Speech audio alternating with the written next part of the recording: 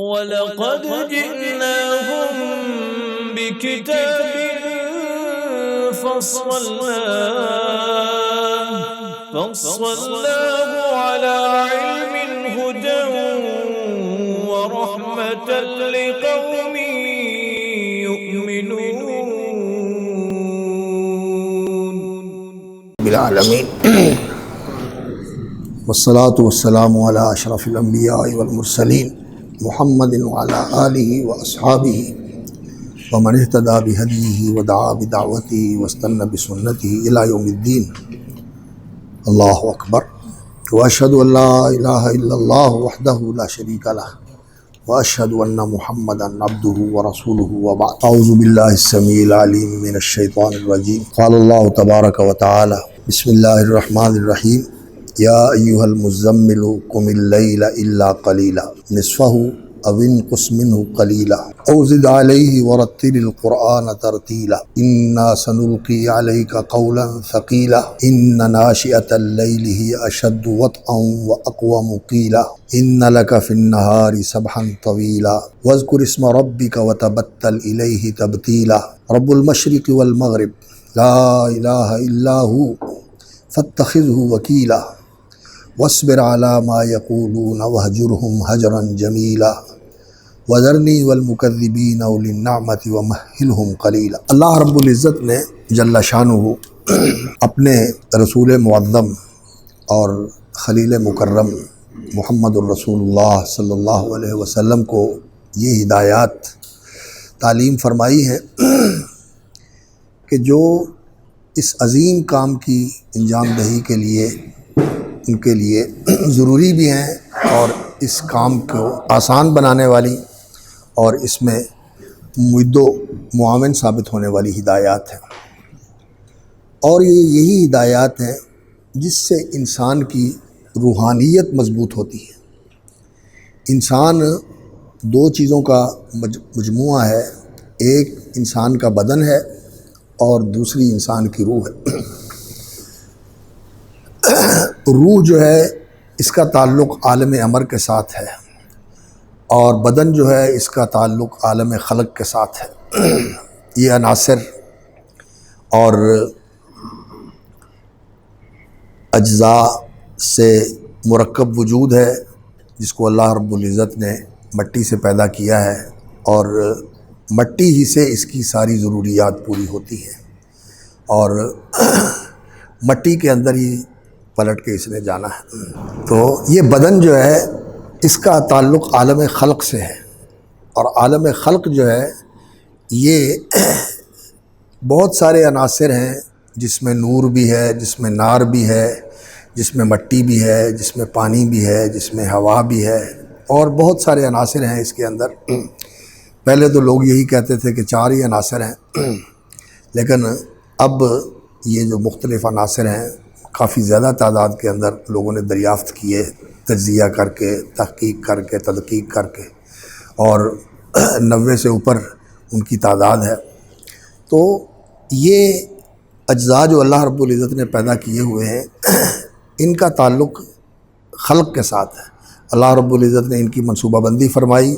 اور پھر اللہ رب العزت نے ان کو ابداع فرمایا اور انشاء فرمایا۔ ابداع یہ ہوتا ہے کہ اللہ رب العزت نے کسی سابقہ مثال اور کسی سابقہ نمونے کے بغیر اپنی طرف سے ان کو ایجاد کیا، اور وہی اس کو وجود میں لانے والا ہے۔ تکوین اور ایجاد وہی اس کو بخشنے والا ہے، کسی کی تکوین وہی کرنے والا ہے اور اس کو وجود وہی بخشنے والا ہے۔ تو یہ عالم خلق ہے جس کے ساتھ اس بدن کا تعلق ہے، اور عالم روح جو ہے عالم امر جو ہے وہ اللہ رب العزت کا امر ہے، جو اللہ رب العزت فرما دیتا ہے وہ اسی طرح ہو جاتا ہے۔ تو روح جو ہے یہ قل الروح من امر ربی،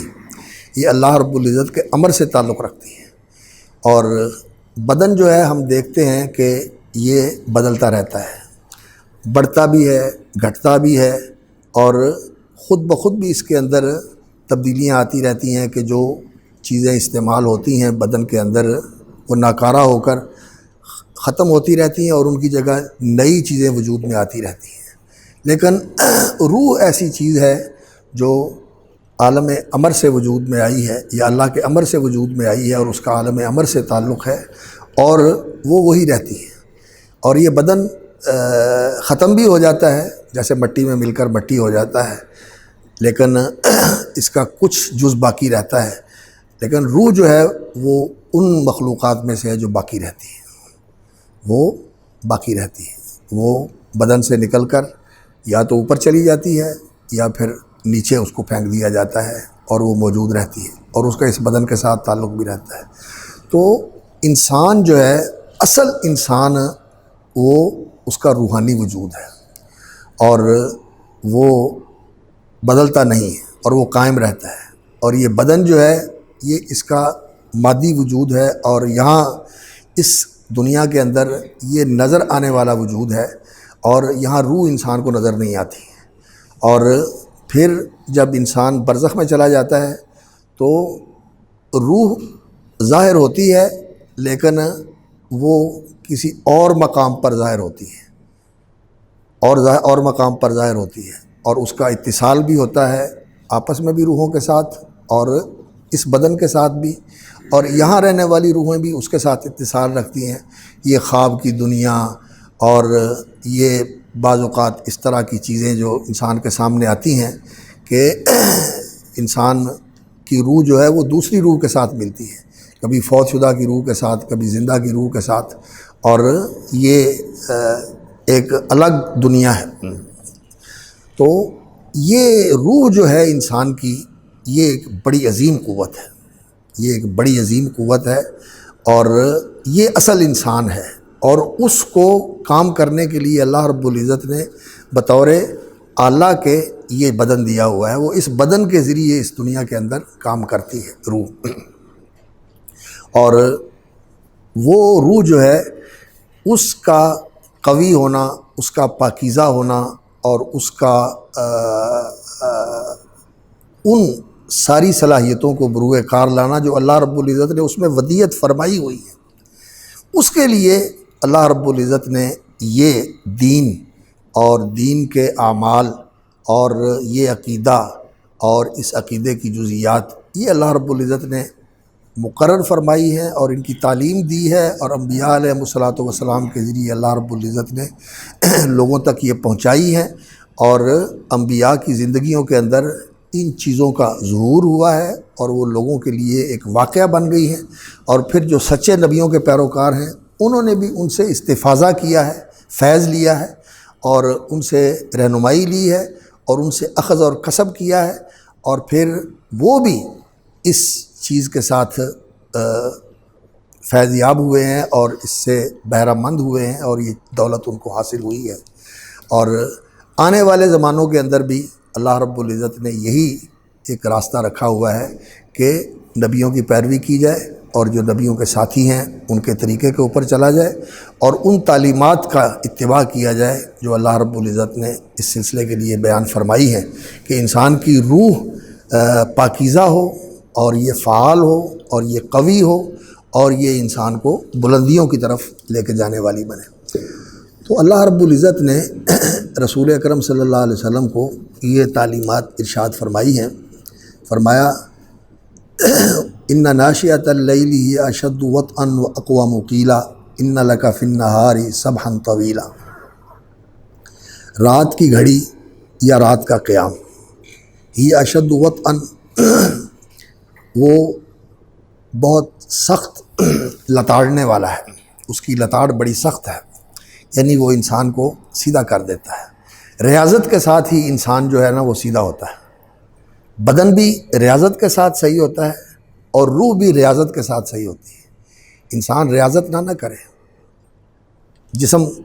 لوگ تن سازی کرتے ہیں، اور جس چیز میں اس جسم کو بڑھانا چاہیں جسم کو بڑھا لیتے ہیں، کئی مسل بڑھاتے ہیں، کئی جسم کی قوت کو بڑھاتے ہیں، اور اتنی قوت کو بڑھا لیتے ہیں جسم کی ریاضت کے ساتھ کہ وہ ایسے اینٹ کے اوپر مارتے ہیں ہاتھ اور اینٹ کو توڑ دیتے ہیں، 3 4 اینٹیں توڑ دیتے ہیں۔ یہ ریاضت کے ساتھ انسان اس بدن کی قوت کو بڑھا سکتا ہے، اور کئی لوگ جو ہیں وہ اس بدن کے اندر لچک کی جو صلاحیت ہے اس کو بڑھاتے ہیں، اور وہ اس بدن کو، ہڈیوں والے بدن کو ربڑ جیسا بنا لیتے ہیں، یعنی ایسے پچک جاتا ہے اور ایسے پھیل جاتا ہے۔ یہ بدن کے اندر اللہ رب العزت نے صلاحیت رکھی کہ ریاضت کے ساتھ اس میں تبدیلی لائی جا سکتی ہے، اور انسان اس بدن کو اپنے ڈھنگ پہ لا سکتا ہے، اپنے ڈھنگ کے اوپر لا سکتا ہے ریاضت کے ساتھ۔ اور یہی ریاضت جو ہے اگر روح کے اوپر کی جائے تو روح بھی بہت قوت والی بن جاتی ہے، قوی ہو جاتی ہے، اور اس کے اندر بھی بڑی صلاحیت پیدا ہو جاتی ہے کہ جو خوابیدہ قوتیں، یعنی سوئی ہوئی قوتیں ہوتی ہیں، وہ بیدار ہو جاتی ہیں۔ تو ریاضت جو ہے یہ ضروری ہوتی ہے، ریاضت کے بغیر،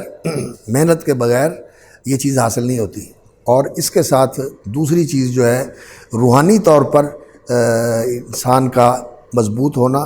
اس کے لیے اللہ رب العزت کی اعانت اور اس کی توفیق بھی ضروری ہوتی ہے،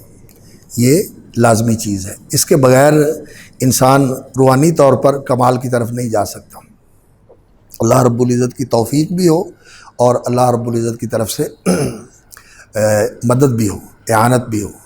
ایاک نعبد و ایاک نستعین، لا حول ولا قوت الا باللہ۔ مادی دنیا کے اندر بھی یہ ضروری ہے، لیکن روحانی دنیا کے اندر تو بہت ہی زیادہ ضروری ہے کہ انسان اللہ رب العزت سے توفیق مانگے اور اللہ رب العزت سے مدد مانگے۔ اعنا علی ذکرک و شکرک و حسن عبادتک۔ تو اللہ رب العزت نے اس کے لیے یہ ریاضت جو ہے یہ مقرر فرمائی کہ یہ ریاضت انسان کو کرنی چاہیے۔ ان لک فی النہار سبحا طویلا، دن میں آپ کی مشغولیت بہت زیادہ ہے۔ واذکر اسم ربک وتبتل الیہ تبتیلا، اور دن میں بھی آپ اللہ رب العزت کے ساتھ جڑے رہیں۔ کس طرح؟ ذکر کے ساتھ۔ واذکر اسم ربک، اپنے رب کا نام لیتا رہے، اپنے رب کا نام لیتا رہے۔ وتبتل الیہ تبتیلا، اب یہ فرمایا وتبتل الیہ تبتیلا۔ بتل اس کا معنی ہوتا ہے کاٹنا، اور تبتلا کا معنی ہوتا ہے کٹنا۔ اور یہاں تبتلا یہ باب تفاعل ہے، لیکن آگے جو مصدر آیا ہے یہ بتلا یبتل تبتیل، یہ باب تفعیل ہے۔ تو اس کا مطلب یہ ہوا کہ پہلے فعل جو آیا ہے وہ باب تفاعل سے ہے، اور آگے جو مصدر آیا ہے اس کی تاکید کے لیے وہ باب تفعیل سے ہے۔ تو اس کا معنی یہ ہوا کہ دونوں باب یہاں جمع ہو گئے۔ تو تبتل جب باب تفاعل ہوتا ہے تو اس میں تکلف ہوتا ہے، اس میں انسان اپنے لیے یہ کام کرتا ہے کہ تبتل الیہ یعنی تقطع الیہ، تو اللہ کی طرف کٹ جا، اللہ کی طرف اپنے آپ کو کاٹ لے، اور تبتیل جو ہے دوسروں کو بھی تو کاٹ کے الگ کر دے، یعنی دوسروں سے تیرا اتصال اور تعلق جو ہے یہ نہ رہے، اور تیرا اتصال اور تعلق کس کے ساتھ ہو جائے؟ اللہ کے ساتھ، اللہ کے ساتھ۔ اور اس کا ذریعہ کیا ہے؟ واذکر اسم ربک، انا ما عبدی ما تحرکت بی شفتاہ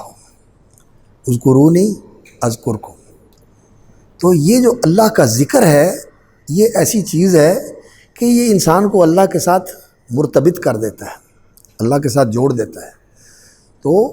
انسان غافل ہوتا ہے تو شیطان کا مرکب بن جاتا ہے، شیطان سوار ہو جاتا ہے انسان کے اوپر، اور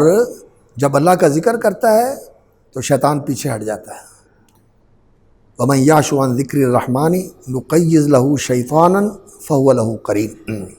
یہ ذکر الرحمن، اللہ کی یاد، اس میں قرآن بھی آتا ہے، اس میں نماز بھی آتی ہے، اور اس میں اللہ کا ذکر بھی آتا ہے، یہ ساری چیزیں ذکر کا مصداق ہیں۔ وَمَن يَعْشُ عَن ذِكْرِ الرَّحْمَنِ نُقَيِّضْ لَهُ شَيْطَانًا فَهُوَ لَهُ قَرِينٌ۔ اور جب انسان اللہ کا ذکر کرتا ہے، قرآن بھی پڑھتا ہے، نماز بھی پڑھتا ہے، وَأَقِمِ الصَّلَاةَ لِذِكْرِی، اور حضرت موسیٰ علیہ السلام اور حضرت ہارون کو جو اللہ رب العزت نے فرمایا تھا اذهبا إِلَىٰ فِرْعَوْنَ إِنَّهُ طَغَىٰ، کیسے اس سے پہلے وَلَا تَنِیَا فِی ذِکْرِی اذهب أَنْتَ وَأَخُوكَ بِآیَاتِی، اذهب أَنْتَ وَأَخُوكَ بِآیَاتِی وَلَا تَنِیَا فِی ذِکْرِی، اور میرے ذکر میں سستی نہ کرنا، میرے ذکر میں کمزوری نہ دکھانا، میرے ذکر کے اندر منہمک رہنا۔ تو یہ اللہ کا ذکر جو ہے یہ بڑی چیز ہے، یہ انسان کی روح کو بہت قوت دینے والی چیز ہے، اس کا انسان کو بہت زیادہ اہتمام کرنا چاہیے۔ وذکر اسم ربک، اپنے دن کے مشاغل اور دن کے اوقات کے اندر اللہ رب العزت کو یاد رکھیں، اللہ کو یاد رکھیں۔ اور یہ اللہ کو یاد رکھنا جو ہے، اللہ کا نام زبان پر ہو اور اللہ کا دھیان انسان کے دل میں ہو، اور اللہ کی فرما برداری انسان کے عمل سے ہو، کہ انسان وہ عمل کرے جو اللہ کی فرما برداری والا ہے، وفاداری والا ہے، شکر گزاری والا ہے، وہ عمل کرے۔ اللہ کی وفاداری والا کہ اس کا فرما بردار اور وفادار غلام بن کے رہے، اور اس کی رضا والے کام کے اندر اپنے آپ کو لگائے رکھے، اس کی ناراضگی والے کام سے اپنے آپ کو بچا کے رکھے۔ یہ اللہ رب العزت کا ذکر ہے۔ اور اسی طرح جو چیز بھی انسان کو ملتی ہے یا نہیں ملتی، وہاں انسان کا دھیان جو ہے، اگر ملے تو یہ کہے کہ الحمدللہ الذی اطعمنی سقانی کسانی کفانی آوانی، ساری دعائیں آپ کو یاد ہوں گی۔ یہ رسول اکرم صلی اللہ علیہ وسلم کی زندگی کا یہ معمول ہے۔ رات سوتے تو دعا پڑھتے، اطعمنی و سقانی و کفانی و آوانی، لباس پہنتے الحمدللہ الذی کسانی ھذا الثوب و رزقنی، کھانا کھاتے الحمدللہ الذی اطعمنی ھذا الطعام، اور پانی پیتے تو اللہ کا شکر ادا کرتے کہ اللہ نے پلایا۔ یعنی جو چیز ملتی ہے اس کے پیچھے انسان کو یہ نظر آئے کہ میرے اللہ نے دیا ہے، میرا اللہ اس کے پیچھے ہے۔ اور جو انسان کام کرے وہ بھی اللہ کی رضا کے لیے کرے، جو کرے اللہ کی رضا کے لیے کرے۔ جیسا کہ وہ حدیث میں آتا ہے کہ انسان کو اللہ رب العزت قیامت والے دن کہیں گے کہ میں بیمار ہو گیا تھا تو مجھے پوچھنے نہیں آیا، اور میں نے تجھ سے کھانا مانگا تھا تو نے مجھے کھانا نہیں دیا۔ تو وہ کہتا یا اللہ تو رب العالمین ہے، تو کہاں بیمار ہوا تھا؟ میرا فلاں بندہ بیمار تھا، اگر تو وہاں جاتا تو میں وہاں تھا۔ یعنی بندے کے پیچھے خدا ہے، بندے کے پیچھے خدا ہے۔ اور تجھ سے کسی نے کھانا مانگا تھا تو نے اسے نہیں دیا، اگر تو دیتا تو آج وہ میرے پاس ہوتا، وہ میرے پاس آتا، جو تو نے اس کو دینا تھا وہ میرے پاس ہوتا۔ تو انسان کا اللہ رب العزت کے ساتھ ایسا تعلق قائم ہو جائے اعتقادی طور پر کہ انسان جو ہے ہر چیز کو اس کی طرف سے آتا ہوا دیکھے، اور ہر چیز کے پیچھے انسان کو یہی نظر آئے کہ یہاں میرا اللہ موجود ہے۔ یہ جو کیفیت ہے یہ ایسی ایمانی اور روحانی کیفیت ہے کہ اس کے اندر بہت زیادہ تجرید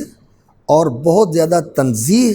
اور بہت زیادہ مخلوق سے ماورا ہونا، یہ چیز بھی بہت ضروری ہے، یہ بہت ضروری ہے چیز۔ اللہ رب العزت کے لیے انسان ان سارے ملابسات سے تجرد بائن عن خلقہ، اللہ رب العزت اپنی مخلوق سے جدا ہے، مستوی علی عرشہ، اپنے عرش کے اوپر متمکن اور عرش کے اوپر مستعلی ہے، عرش کے اوپر ہے، اور عرش کے اوپر اس طرح متمکن نہیں ہے جس طرح مخلوق جو ہے وہ کسی چیز کے اوپر اس طرح جاگزیں ہوتی ہے، اور جس طرح اس کے اوپر وہ متمکن اور بیٹھی ہوئی ہوتی ہے۔ اللہ کا عرش کے اوپر متمکن ہونا اس طرح نہیں ہے۔ اللہ رب العزت مستوی ہے عرش کے اوپر، یعنی اللہ عرش کے اوپر ہے، اور عرش اللہ کی مخلوق ہے، لیکن اس کی عظمت کا نشان ہے رب العرش العظیم، عرش عظیم ہے اس کا، اور وہ اس ساری کائنات سے بڑا ہے، اور اللہ رب العزت اس سے بھی بڑا ہے۔ تو اللہ تعالیٰ عرش کے اوپر ہے اور بائن عن خلقہ، اپنی مخلوق سے جدا ہے۔ اس کو عرش پہ ماننا، مخلوق سے جدا ماننا، اور پھر اس کو یہ سمجھنا کہ وہ ہمارے ساتھ بھی ہے اور اس کے بھی پیچھے ہے، اس کے بھی پیچھے ہے، جتنے اسباب ہیں ان سب کے پیچھے وہی کار فرما ہے، مسبب الاسباب وہ ہے، اور اس سبب کو مؤثر بنانا، نتیجہ خیز بنانا، یہ اس کی قدرت اور اس کے اذن اور اس کی مشیت کے تابع ہے۔ ہر ایک چیز کے اندر اس کی قدرت، اس کی مشیت اور اس کا اذن کار فرما ہوتا ہے۔ یہ ایک ایسا شعور ہے کہ انسان جب تک پوری طرح اس کو سمجھے نا، تو بعض لوگ تو ایسے ہوتے ہیں کہ وہ اللہ رب العزت سے دور ہوتے ہیں اور لا تعلق ہو جاتے ہیں، اور وہ ان اسباب اور ان اسباب کے نتائج کے اندر ہی اپنے آپ کو محدود کر کے بیٹھ جاتے ہیں کہ بس یہی سب کچھ ہے، اس کے پیچھے کون ہے، کبھی ان کا دھیان ہی نہیں اس کی طرف گیا۔ یہ الحاد ہے، یہ دہریت ہے، اور یہ اللہ رب العزت سے بالکل بیگانگی ہے کہ انہوں نے اللہ رب العزت کو ویسے ہی چھوڑ دیا، اللہ رب العزت کو بھول گئے، نسوا اللہ، اللہ تعالیٰ کو بھول گئے، چھوڑ دیا انہوں نے اللہ رب العزت کو۔ یہ ایک انتہا ہے، یہ ایک انتہا ہے جس میں بہت بڑی انسانوں کی اکثریت جو ہے وہ مبتلا ہے، وہ مادیت زدہ ہیں اور اس مادیت کے پجاری ہیں اور وہ خالق کی معرفت سے محروم ہیں۔ اور دوسری طرف کچھ لوگ ایسے ہیں کہ جو اللہ رب العزت کے ساتھ تعلق رکھتے ہیں، اس کا ذکر بھی کرتے ہیں اور اس کے ساتھ محبت بھی کرتے ہیں، لیکن پھر وہ اس غلط فہمی کے اندر مبتلا ہو جاتے ہیں کہ وہ اللہ رب العزت کے ساتھ جب یہ تعلق قائم کرتے ہیں تو وہ کبھی اس کو اپنے اندر محسوس کرنے لگتے ہیں اور کبھی ہر چیز میں اسی کو محسوس کرنے لگتے ہیں۔ یہ صوفیوں کے اندر یہ چیز آ جاتی ہے، جیسے وہ غلط ہے اسی طرح یہ بھی غلط ہے، اسی طرح یہ بھی غلط ہے۔ یہ ذکر کے غلبے کے ساتھ اور اللہ رب العزت کے تعلق کے ساتھ کئی لوگوں کے اندر یہ چیز آ جاتی ہے، وہ جو ایک دن آپ پوچھ رہے تھے وحدت الوجود اور وحدت الشہود، کہ وہ یہ سمجھتے ہیں کہ ایک ہی وجود ہے اور اسی کے سارے مظاہر ہیں اور ہر چیز میں وہی وہ ہے اور جدھر دیکھتا ہوں ادھر تو ہی تو ہے۔ یہ ایک غلط تصور ہے۔ اللہ رب العزت کے بارے میں انسان کو جو صحیح عقیدہ ہے وہ یہی ہے کہ ثم استوى علی العرش یدبر الامر من السماء الی الارض ثم یعرج الیہ، ہر چیز ادھر سے ہی آ رہی ہے اور ادھر ہی جا رہی ہے اور وہ عرش کے اوپر ہے اور وہ پوری کائنات کے اندر جو ہے وہ کار فرما ہے اپنے اذن کے ساتھ، اپنی مشیت کے ساتھ، اپنی قدرت کاملہ کے ساتھ، اپنی حکمت بالغہ کے ساتھ، ہر چیز کے اندر وہ کار فرما ہے۔ کیسے ہے یہ چیز ہماری سمجھ میں نہیں آتی، یہ ہم پوری طرح اس کا ادراک نہیں کر سکتے، لیکن مانتے ہیں ہم اسے غیب میں رہتے ہوئے۔ تو یہ اللہ کا ذکر جو ہے یہ انسان کو اللہ کے ساتھ بہت زیادہ وابستہ کر دیتا ہے، اور اللہ رب العزت بھی اپنے بندے کے ساتھ پھر تعلق قائم کر لیتے ہیں کہ اذا ذکرنی فی نفسی ذکرتہ فی نفسی اذا ذکرنی فی ملئن ذکرتہ فی ملئن خیر منہ انا ما عبدی ما تحرکت بی شفتاہ۔ تو یہ اللہ رب العزت کا تعلق ہے جو اللہ رب العزت نے خود بھی بعض جگہوں پر بیان فرمایا اذکرونی اذکرکم، اور بعض جگہ رسول اکرم صلی اللہ علیہ وسلم نے قدسی احادیث کے اندر یہ اللہ تعالیٰ نے بیان فرمایا اور آپ نے ذکر کیا، اور خود نبی صلی اللہ علیہ وسلم نے بھی۔ یہ ذکر اللہ یہ بڑی عظیم چیز ہے۔ تو وذکر اسم ربک، اپنے رب کا ذکر کر، یہ ذکر جو ہے یہ روحانی طور پر انسان کو بہت زیادہ مضبوط کرنے والی چیز ہے۔ اور دوسرا اس کے ساتھ یہ فرمایا وتبتل الیہ تبتیلا، کہ تبتل کا معنی یہ ہے تقطع، یعنی ہر ایک سے کٹ جا اور اس کی طرف کٹ کے اس سے جڑ جا۔ تبتل الیہ، لوگوں سے کٹ کے، مخلوق سے کٹ کے اللہ سے جڑ جا۔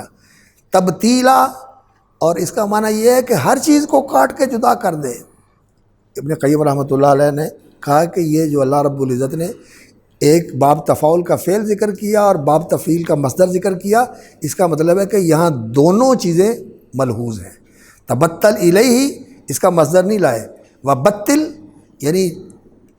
بتل کل ما سواہ، جو اس کے علاوہ ہے اس سب کو اپنے سے کاٹ کے جدا کر دے، الگ کر دے۔ وتبتل الیہ تبتیلا۔ اور یہ انسان، یہ کمزور انسان، یہ محتاج انسان، یہ لاچار انسان جس وقت اللہ کے ساتھ جڑ جاتا ہے تو پھر اس کے اندر وہ قوت پیدا ہو جاتی ہے کہ یہ اللہ کا بندہ بن جاتا ہے، یہ اللہ کا بندہ بن جاتا ہے، یہ عبداللہ بن جاتا ہے، یہ عبدہ بن جاتا ہے۔ اور یہ اس انسان کا سب سے اونچا مقام ہے، عبدہ۔ اور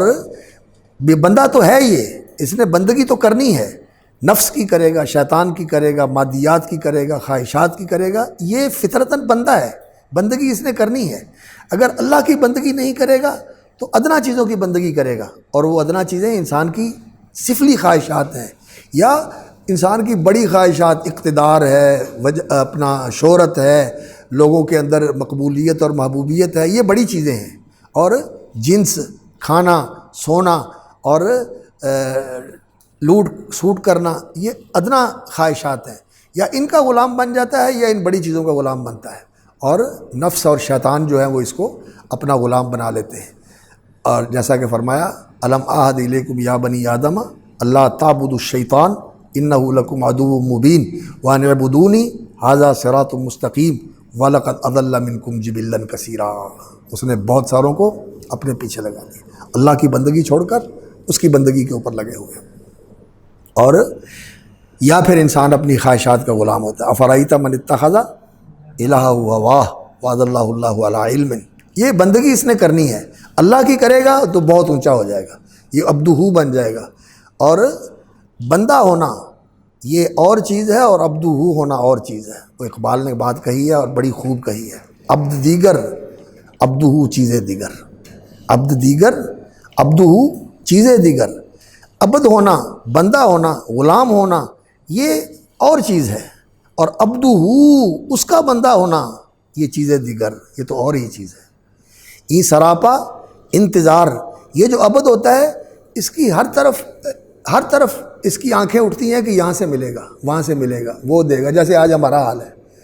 کبھی امریکہ کی طرف، کبھی رشیا کی طرف، کبھی چائنا کی طرف، کبھی کسی کی طرف، کبھی کسی کی طرف۔ یہ جو غلام ہیں ان کے، یہ ان کا تطلع اور ان کا استشراف انہی کی طرف ہوتا ہے۔ ادھر ہی جھانکتے ہیں کہ یہاں سے شکایت پڑ جائے گی، IMF والے دے دیں گے، ورلڈ بینک والے دے دیں گے، فلاں دے دے گا، فلاں دے دے گا، اللہ کی طرف رجوع نہیں ہوتے۔ تو یہ ای سراپا انتظار جو عبد ہوتا ہے، یہ کبھی اس سے منتظر ہوتا ہے، کبھی اس کو دیکھتا ہے، کبھی اس کو دیکھتا ہے، کبھی اس سے ڈرتا ہے، کبھی اس سے توقع رکھتا ہے، کبھی اس سے مایوس ہوتا ہے، پھر اس سے باندھ لیتا ہے۔ یہ اسی طرح ساری عمر رولتا ہی رہتا ہے، کبھی کدھر جھکا کبھی کدھر جائے، ای سراپا انتظار۔ اور جو عبدہ ہوتا ہے، جو اس کا بندہ ہوتا ہے، وہ منتظر، اس کے لیے اللہ رب العزت انتظار کرتا ہے کہ یہ جب مانگے میں اس کو دے دوں، اس کے منہ میں آئے، اس کی زبان سے نکلے اور میں پورا کر دوں، اور اللہ رب العزت پورا کرتا ہے۔ تو یہ جو تعلق ہے اللہ رب العزت کے ساتھ، ذکر کے ساتھ، یہ تعلق اصل چیز ہے۔ یہ تعلق جو ہے یہ اس راستے کا اور اس علم کا حاصل ہے کہ انسان کو انا معی ربی،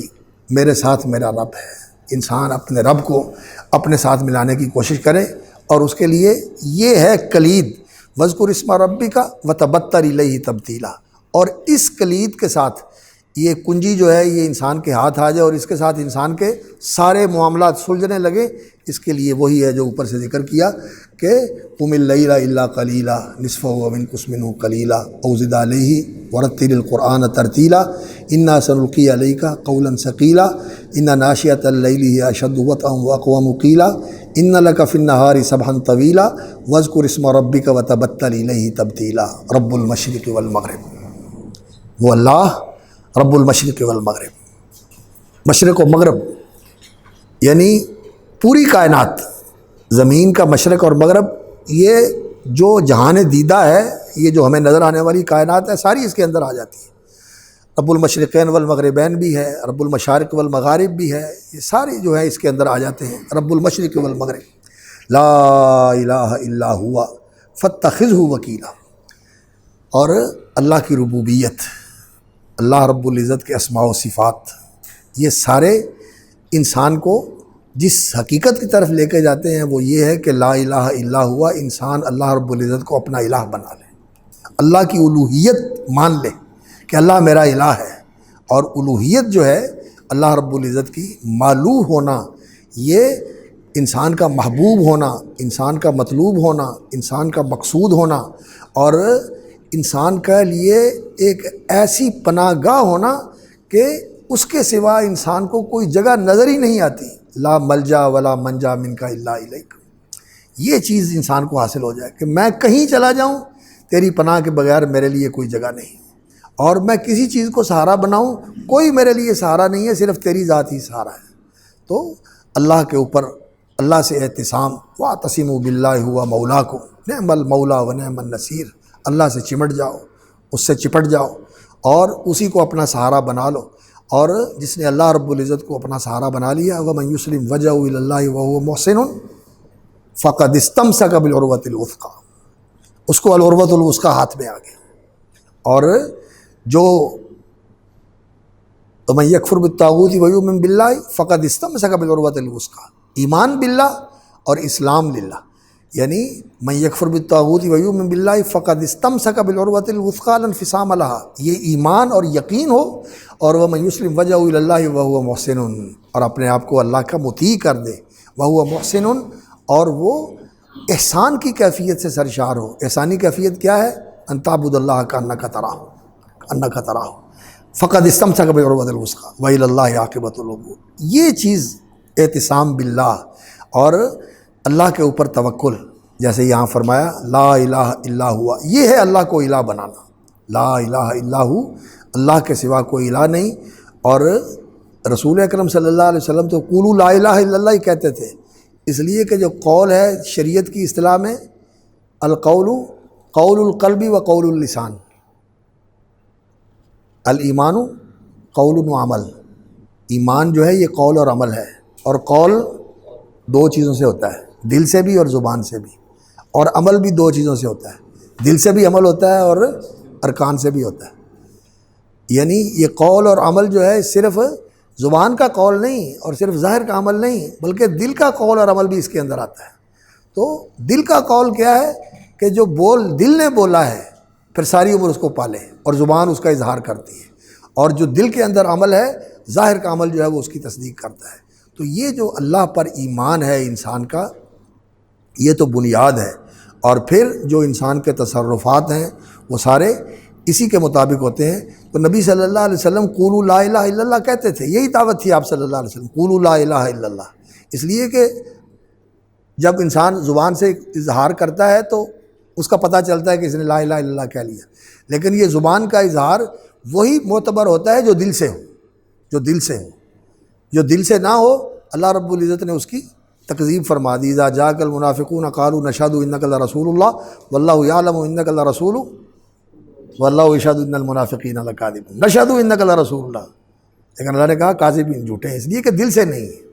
تو لا الہ الا اللہ بھی دل سے ہونا چاہیے، اس لیے اللہ رب العزت نے فرمایا فاعلم انہ لا الہ الا اللہ،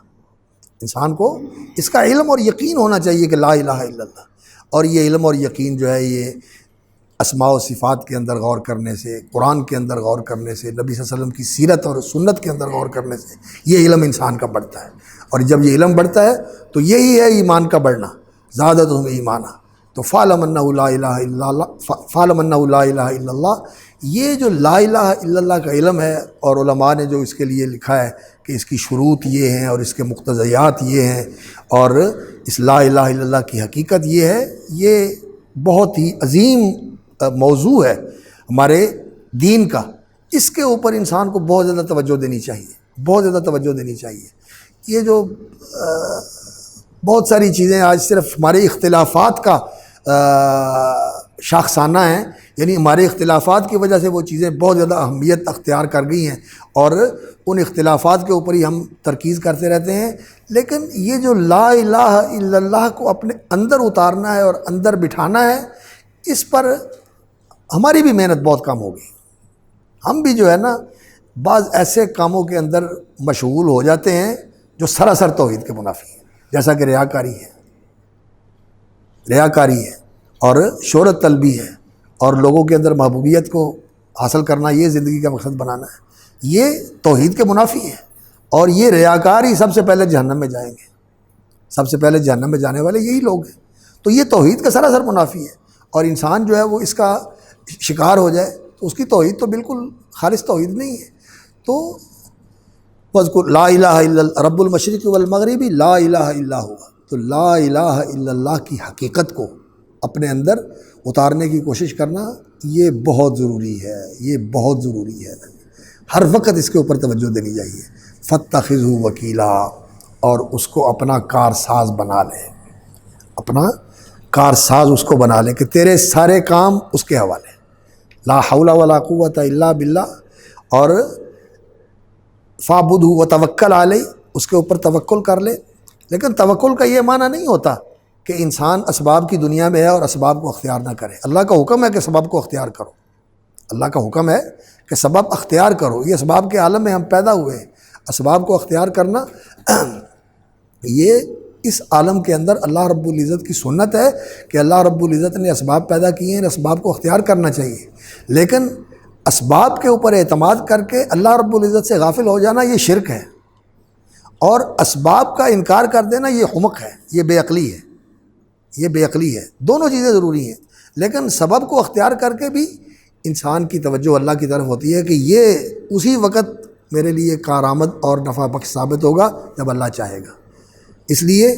کہ کبھی وہ اسباب کا محتاج نہیں ہے، یہ اس کا جس زندگی کے مرحلے کے اندر اس نے ہمیں رکھا ہوا ہے، یہاں اسباب کے ذریعے ہم چلتے ہیں، لیکن وہ اسباب کا محتاج نہیں، وہ ان اسباب کو بعض اوقات غیر مؤثر کر دیتا ہے۔ ابراہیم علیہ السلام کے لیے کر دیا، موسیٰ علیہ السلام کے لیے کر دیا، مریم صدیقہ کے لیے کر دیا۔ اللہ رب العزت نے یہ اسباب کا نظام توڑ دیا، اور یہ اللہ رب العزت کا امر تھا کہ اللہ رب العزت نے اس اسباب کے نظام کو توڑ دیا۔ کبھی کبھی ان اسباب کے بغیر بھی کر دیتا ہے، لیکن عام طور پر اسباب کے ساتھ کرتا ہے، اسباب کے پردے میں کرتا ہے، اور کبھی کبھی ما فوق الاسباب بھی کر دیتا ہے، یعنی سارے اسباب اور طرح کے ہوتے ہیں، لیکن اللہ رب العزت کی طرف سے ایسا معاملہ آ جاتا ہے کہ اور ہی اسباب جو ہے وہ دنیا کے اندر کار فرما ہوتے ہیں، جو غیبی اسباب ہیں وہ اللہ تعالیٰ پورے کر دیتا ہے۔ تو انسان کو اللہ رب العزت کے اوپر توکل کرنا چاہیے اور اس کو اپنا کارساز بنا لینا چاہیے، اور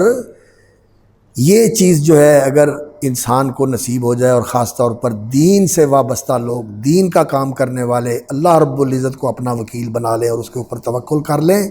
تو یقین جانیے انسان جہاں بیٹھ جائے اللہ رب العزت اس کے لیے راستے بنا دیتا ہے، اللہ تعالیٰ اس کے لیے راہیں نکال دیتا ہے۔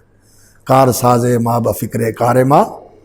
فکر ماں در کار ماں آزار ماں، وہ کسی نے کہا ہے کار ساز ماں بفکر کار ماں، جو ہمارا کار ساز ہے اسے ہمارے کاموں کی فکر ہے کہ یہ میرے کام میں لگے ہوئے ہیں، ان کے کام میں نے کرنے ہیں۔ اللہ اکبر۔ کار ساز ماں بفکر کار ماں،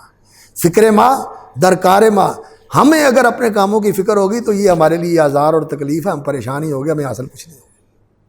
اللہ رب العزت کے اوپر توکل اور بھروسہ کرنا چاہیے، اور اس کو اپنا کارساز بنانا چاہیے۔ یہ جو تربیت ہے، یہ جو تعلیم ہے، یہ اس دین کا محور ہے، اور یہ اس کی روح ہے، اور یہ اس کی حقیقت ہے۔ اللہ رب العزت سے دعا بھی کرنی چاہیے کہ یا اللہ یہ ایمان و یقین ہمیں نصیب بھی فرما دے، اور یا اللہ یہ ہمارے دلوں میں راسخ فرما دے، اور یہ ہماری زندگی کا اثاثہ بنا دے جو سب سے قیمتی اثاثہ ہے، اور یہ سرمایہ ایسا ہے کہ جو ہمیشہ بڑھتا رہے، ہمیشہ قائم رہے، اس کے اندر اضافہ ہی ہوتا رہے، اس میں کمی نہ آئے۔ تو اس کے بعد پھر اللہ رب العزت نے فرمایا وَاصْبِرْ عَلَىٰ مَا يَقُولُونَ وَاهْجُرْهُمْ هَجْرًا جَمِيلًا۔ اب یہ جو آپ کے دشمن ہیں، اس سے یہ معلوم ہوتا ہے کہ یہ صورت بالکل ابتدائی دنوں کی نہیں ہے جب نبی صلی اللہ علیہ وسلم پر وحی آئی تھی۔ اب لوگوں کے تکذیب کا، اور لوگوں کے استہزاء کا، اور لوگوں کے ایذاء کا سامنا تھا نبی صلی اللہ علیہ وسلم کو، اسی لیے فرمایا وَاصْبِرْ عَلَىٰ مَا يَقُولُونَ۔ یہ جو کچھ کہتے کرتے ہیں، آپ کو جھٹلاتے ہیں، آپ کے القاب انہوں نے بنائے ہوئے ہیں، اور آپ کے ساتھ جو ان کا ظالمانہ رویہ ہے، اصبر علی ما یقولون، اس پہ صبر کریں۔ کس کے لیے؟ ولی ربی کا فصبر، وہ جو سورۃ المدثر میں آ رہا ہے، اللہ کے لیے۔ ولی ربی کا فصبر، دین کے اوپر بھی قائم رہنا ہے، اور ان کے رویوں کے اوپر بھی صبر کرنا ہے، طیش میں نہیں آنا، جلد بازی نہیں کرنی، ہمت نہیں ہارنی، دل چھوٹا نہیں کرنا۔ وَاصْبِرْ عَلَىٰ مَا يَقُولُونَ، ان کی باتوں پر آپ صبر کریں، اور تحمل اور برداشت کا مظاہرہ کریں، اور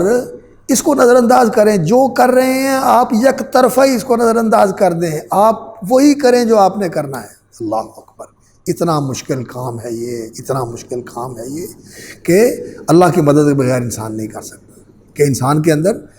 رسول اکرم صلی اللہ علیہ وسلم نے اپنی ذات کے لیے کبھی انتقام نہیں لیا، اپنی ذات کے لیے کبھی انتقام نہیں لیا۔ ہاں اللہ رب العزت کی کوئی حد یا اللہ رب العزت کے کسی حکم کی پامالی ہوئی تو اس پر اللہ کے لیے غیرت آتی تھی، آپ کو غصہ آتا تھا، لیکن اپنی ذات کے لیے آپ صلی اللہ علیہ وسلم ہمیشہ معافی کرتے تھے۔ تو یعنی اپنے آپ کو تو اللہ کے لیے مٹا دیا رسول اکرم صلی اللہ علیہ وسلم نے۔ وَاصْبِرْ عَلَىٰ مَا يَقُولُونَ وَاهْجُرْهُمْ هَجْرًا جَمِيلًا، اور انہیں چھوڑ دو اچھا چھوڑنا، یعنی چھوڑ دو انہیں اچھا چھوڑنا، یعنی اچھا چھوڑنا یہ ہے کہ اللہ اکبر، آپ کی خیر ان کو پہنچتی رہے، اور آپ کی طرف سے کوئی منفی رد عمل جو ہے وہ ان کے لیے نہیں ہونا چاہیے۔ حجر جمیل، حجر جمیل یہی ہے، صبر جمیل بھی ہوتا ہے اور حجر جمیل بھی ہوتا ہے۔ شیخ الاسلام نے اس موضوع پر لکھا مجموع الفتاویٰ کے اندر، حجر جمیل کیا ہوتا ہے اور صبر جمیل کیا ہوتا ہے، پڑھے اس کے اندر نکال کے پڑھے اور پھر اس کو اپنی زندگی کے اندر انسان شامل کرے۔ صبر جمیل بھی ضروری ہے اور حجر جمیل بھی ضروری ہے۔ حجر جمیل یہ ہے کہ لوگوں کی خیر خواہی کا جذبہ انسان کے اندر ایسا ہو کہ اللہ کے لیے انسان سب کچھ برداشت کرے، اور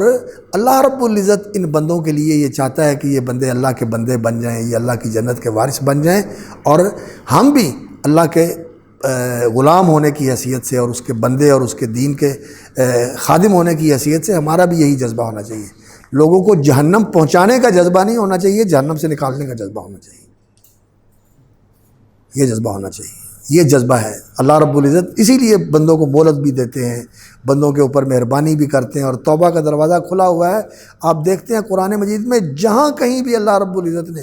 کفر کا، شرک کا اور بڑے بڑے مجرموں کا ذکر کیا، اللہ رب العزت نے ساتھ توبہ کا دروازہ کھلا ہوا ہے۔ منافقین کا ذکر ہے، کفار کا ذکر ہے، معاندین کا ذکر ہے، جس کا بھی ذکر کیا ساتھ توبہ کا دروازہ اللہ رب العزت نے کھولا ہوا ہے۔ تو یہ جذبہ جو ہے یہ دین والوں کے لیے اور دین کے کارکنوں کے لیے، دین کے خادموں کے لیے، معلموں کے لیے، مربیوں کے لیے یہ بہت ضروری ہے۔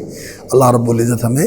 اس جذبے کو حاصل کرنے اور قائم رکھنے اور اس کے مطابق دین کی خدمت کرنے کی توفیق عطا فرمائے۔ اللہ